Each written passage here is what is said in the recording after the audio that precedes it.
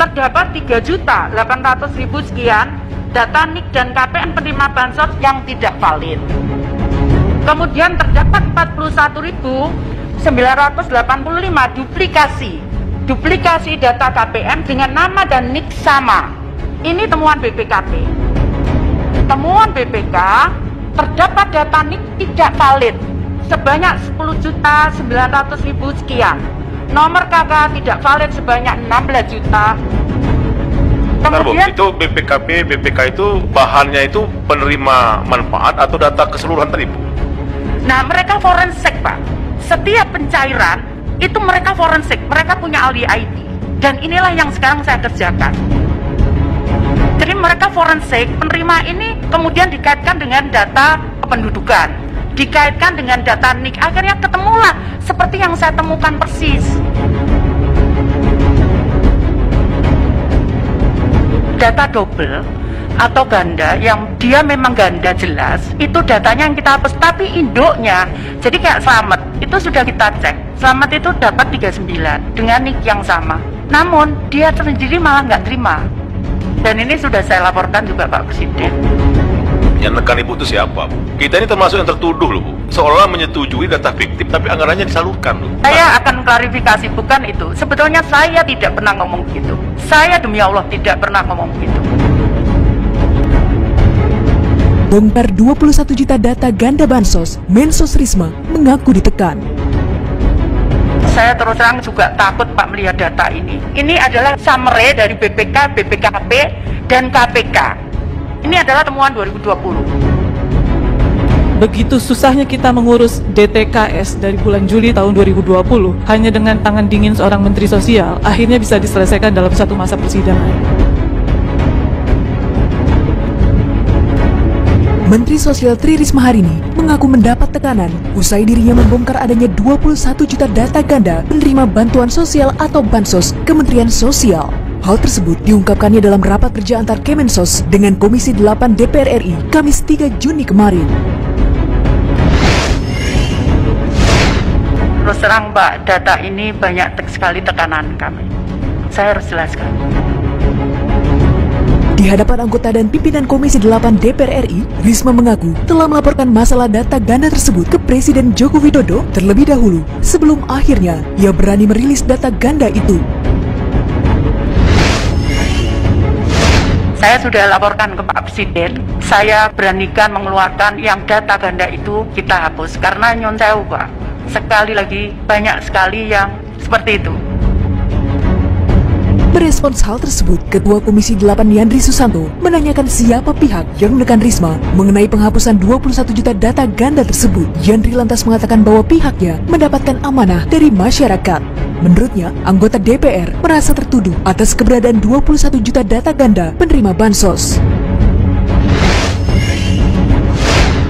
Tapi bahwa saya ingin data ini harus kita amankan karena bukan tidak mungkin, dan ini sudah saya laporkan juga Pak Presiden. Yang nekan Ibu itu siapa, Bu? Ada Pak, mohon maaf. Ya enggak, ini kan kita Mohon maaf, yang diberi amanah oleh rakyat harus tahu juga. Dan ini kan kita, gini loh Bu, kita ini termasuk yang tertuduh loh Bu. Tertuduh atau DPR ini menyetujui. Saya mohon maaf kalau memang itu. Saya mohon enggak, maaf. bukan, oleh publik, kita ini seolah menyetujui data fiktif, tapi anggarannya disalurkan. Enggak, saya akan klarifikasi, bukan itu. Saat Yandri mencoba memancing Risma, Mensos Risma mengatakan kalau dirinya tidak menyebut seperti apa yang dimaksudkan. Sebetulnya saya tidak pernah ngomong gitu. Saya demi Allah tidak pernah ngomong gitu. Dari kalimat tersebut saja kita dapat simpulkan bahwasanya Risma ingin memberikan pesan kuat kepada orang atau pihak-pihak yang menekannya jika cyber yang dia terima sudah berada di tangan Presiden. Nah, sekarang bola liar berada di tangan Presiden Jokowi. Apakah orang yang menekan itu masih dalam bentuk semacam ancaman atau suruhan masih misterius bagi publik. Risma adalah tipikal pejabat yang bekerja lurus apa adanya. Makanya tidak mengherankan jika yang bersangkutan sejak awal memimpin Kemensos banyak yang tidak senang. Dia jelas bukan jenis pemimpin yang bisa diajak kompromi untuk hal-hal yang menyeleweng dari aturan. Sebelumnya, diketahui pada bulan April lalu, Kementerian Sosial memperbarui data terpadu kesejahteraan sosial atau DTKS untuk memastikan seluruh data memiliki identitas tunggal. Dalam proses itu, sekitar 21 juta data ganda penerima Bansos dihapus. kita melakukan pengontrolan data sehingga hampir kurang lebih 21.156 data yang kita tidurkan. Risma mengaku telah berkoordinasi dengan lembaga terkait seperti BPK, BPKP, KPK, Kejaksaan Agung, hingga kepolisian dalam menghapus jutaan data ganda tersebut. Jadi kami kemarin sudah komunikasi dengan BPK, BPKP, KPK, Kejaksaan Agung, dan kepolisian. Kami menidurkan data 21.156. Kemudian terjadi beberapa kekurangan data yang saat ini secara terus-menerus itu kita minta dari daerah. Jadi kita buka usulan dari daerah untuk usulan baru.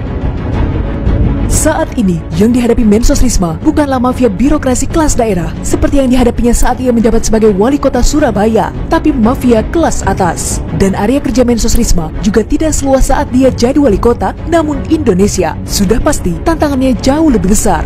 Untungnya era Mensos Risma, bantuan uang berupa nilai tunai yang semula disalurkan melalui jalur birokrasi yang rawan bocor, sekarang sudah langsung ditransfer ke penerima atau masyarakat melalui rekening masing-masing.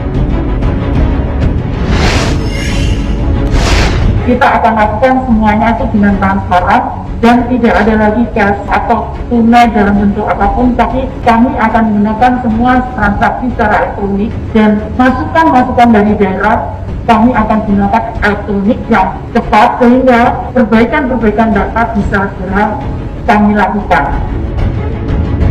Selain itu, sejak bulan April lalu, masyarakat dapat melihat secara transparan penerima bantuan sosial dari pemerintah, yang mana data tersebut dapat diakses oleh siapapun melalui website cekbansos.kemensos.go.id. Mulai setelah hari ini, data New DTKS tersebut bisa dibuka oleh siapapun melalui cekbansos.kemensos.go.id. Banyak akun yang mengataskan nama data bansos, tapi yang officially itu adalah cekbansos.kemensos.go.id. Kita tahu bahwa belum lama ini terjadi kasus korupsi yang besar di tubuh Kemensos terkait bantuan sosial, di mana mantan Mensos Juliari Batubara ditetapkan sebagai tersangka kasus suap bansos COVID-19. Juliari diduga menerima uang suap sebesar 17 miliar rupiah. Pantas saja, di awal masa jabatannya menggantikan Juliari Batubara, Mensos Risma bahkan mengaku kaget dengan nilai anggaran di Kementerian Sosial yang menurutnya amat sangat besar. Maka dari itu, Mensos Risma meminta jajaran Kemensos untuk lebih berhati-hati soal anggaran.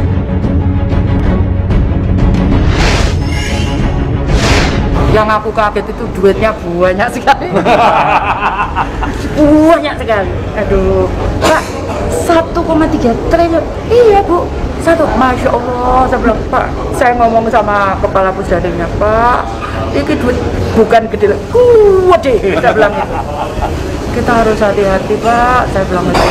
Tapi kalau kita bisa hemat, kita harus hemat supaya kita bisa, uangnya itu kita bisa gunakan untuk bantu orang lain. Terobosan buatan Mensos Risma dapat dikatakan cukup baik, namun tetap saja ia dan jajarannya harus bekerja ekstra menyelesaikan banyak PR lama. Dan semoga dengan rencana-rencana baru ini, tujuan yang hendak disasar oleh Kemensos dapat tercapai dan bantuan dapat dimanfaatkan oleh masyarakat dengan baik. Memang berat, saya tahu itu tidak mudah, tapi kan harus saya lakukan karena ini ngelola uang amanah rakyat luar biasa besarnya.